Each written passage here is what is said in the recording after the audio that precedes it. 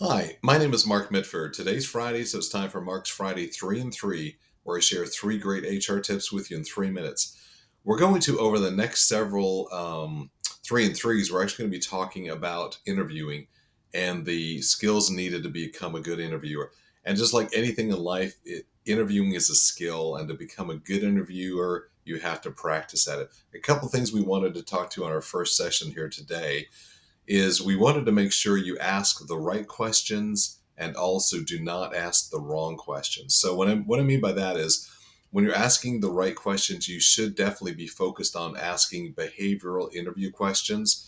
And a good example of that is, tell me about an example when you did this. Tell me about an example of when you exhibited teamwork. Tell me about an example of when you caught somebody doing things they shouldn't be doing at work. What did you do? So making sure it's very open-ended, and so you get the person to be starting to talk and get them to feel at ease. The next thing we wanted to focus on here also is that we want to make sure you don't ask the wrong questions. There's lots of legal landmines and traps. You can just Google this and find out all these questions you shouldn't ask. If it's a younger person you're talking to, a younger female, here is, well, are you planning to have kids? Do you have kids? Are you planning to have kids? Definitely, you do not want to ask a question like that.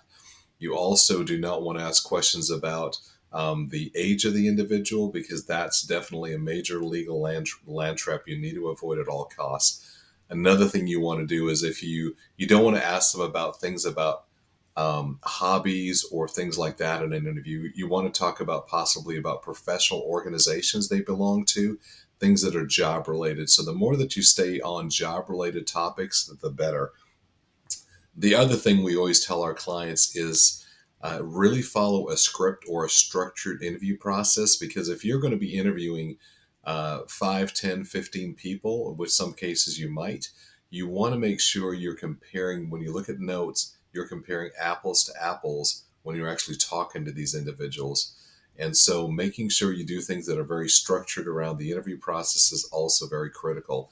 So those are some tips we wanted to talk about today. Again, number one, making sure you're asking the right questions, making sure they're focused on, and they should be behavioral interview type questions. Again, if you don't know what those look like, or you've never done this before, you want to make sure they're open ended, and you can Google for behavioral interview questions and you will come up with 1,000 questions that will be excellent. Make sure you don't ask questions that are possibly illegal, is the next thing you want to be focusing on. And then the last thing you want to be focusing on is making sure you're asking structured interview questions that are the similar questions you're going to be asking, or the exact questions with each and every interview candidate that you're going to be talking to. So with that, that's where we're at right now. We're at 3 minutes. So have a great weekend, and we'll talk again soon in a couple weeks. Thanks so much. Take care. Bye bye.